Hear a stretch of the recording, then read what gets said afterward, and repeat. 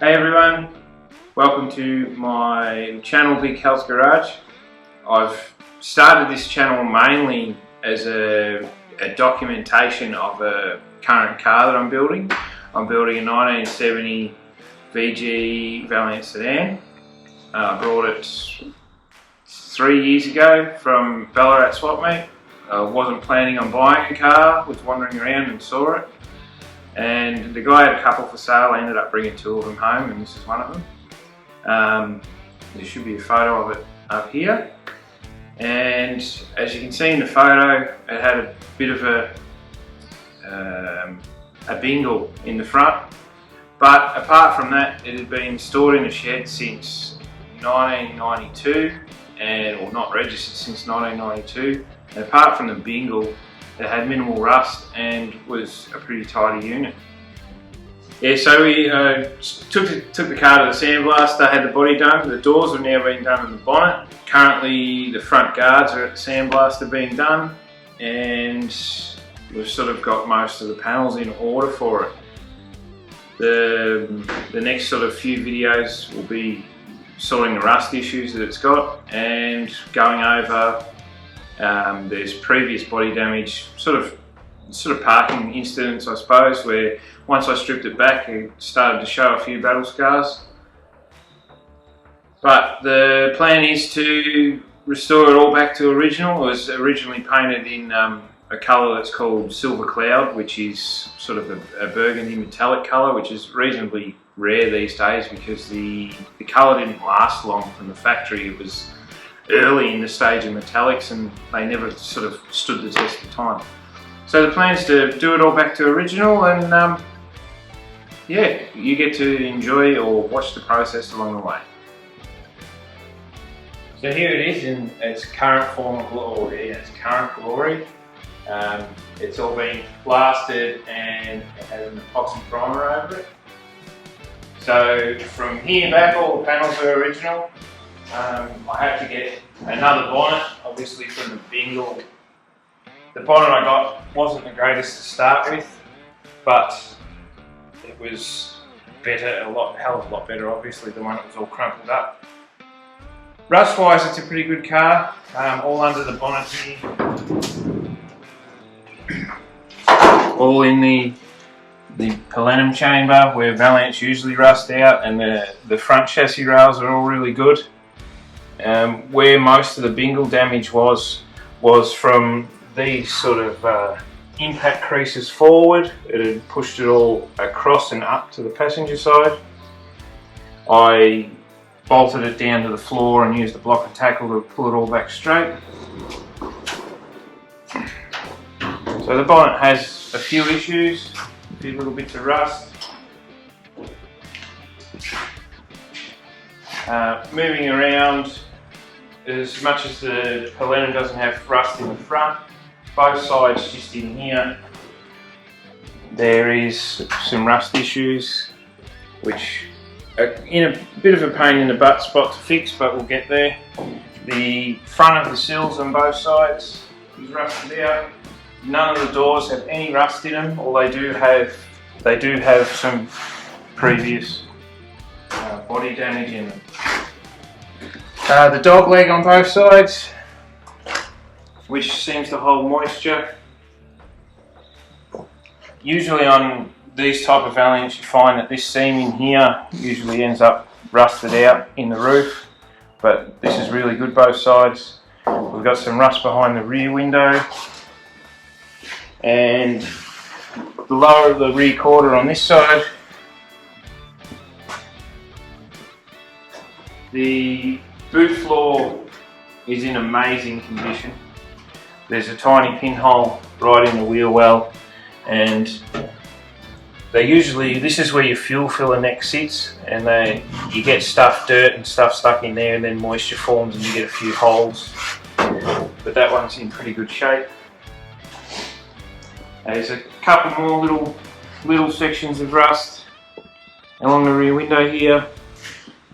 Strangely enough, this rear quarter, the quarter part itself's perfect, but the rear valance has got holes. And again, the dog leg on this side you'll probably be able to see in the light down the side that there's sort of these shopping trolley or shop car park scrapes in it. All of the 3 of the 4 doors have scrape damage. The driver's side door is the only door that has no damage whatsoever. Inside the floor pans, I'll just go around this side. The floor pans are excellent for a Valiant. We've got pinholes. That's from the blast. They weren't there beforehand, but after blasting, it's gotten rid of everything so we can see exactly what we're looking at. It's been blasted inside and from underneath, so the whole car's totally clean. The A-pillars on both sides are perfect. So we've got a reasonably good base to start with. You'll see some work that I've done for the front guards in an upcoming video, and once I get them back, I've got to weld in some new headlight buckets. But this is currently where the car's at, and yeah, it's got a fair way to go, but it should be good when it's finished. Thanks, guys. So for the holes in the floor situation that we've got here and up in the firewall, because it's not massive rust holes, and really only because the car has been sandblasted both inside and underneath, what is left is just steel with epoxy primer on it. There's no rust there to create bigger issues. So instead of cutting out and patching and essentially creating more work than we need to, what I'll do is use this. This is a bit of brass rod.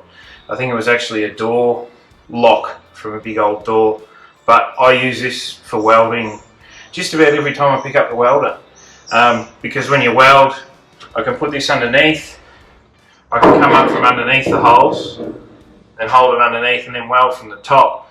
It stops the weld from blowing right through. It also takes out some of the heat like a heat sink, and the weld doesn't stick to the brass, so it should, in theory, when we weld from the top, if it's hitting the brass, it's going to flatten off nicely at the bottom, not require too much grinding.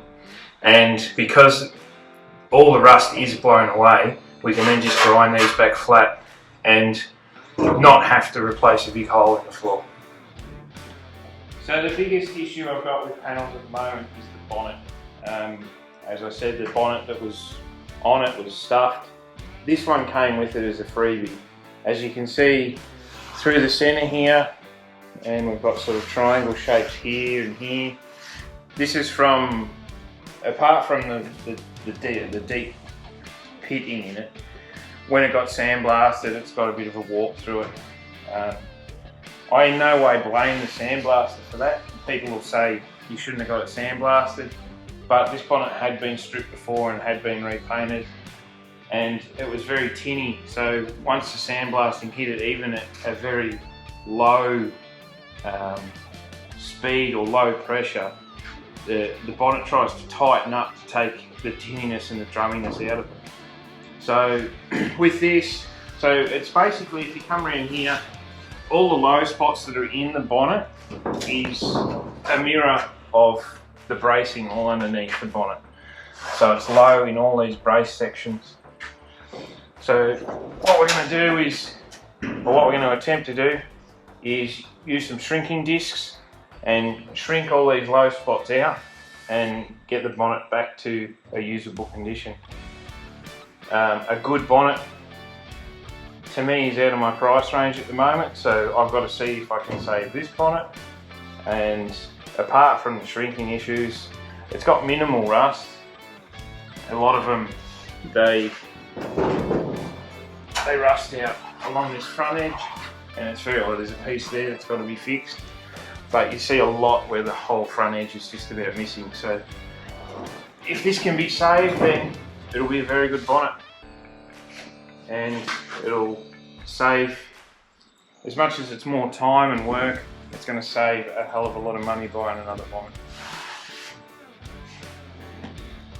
One of the other issues that we're going to have, and one of the more difficult to deal with issues, is just in here right at the bottom.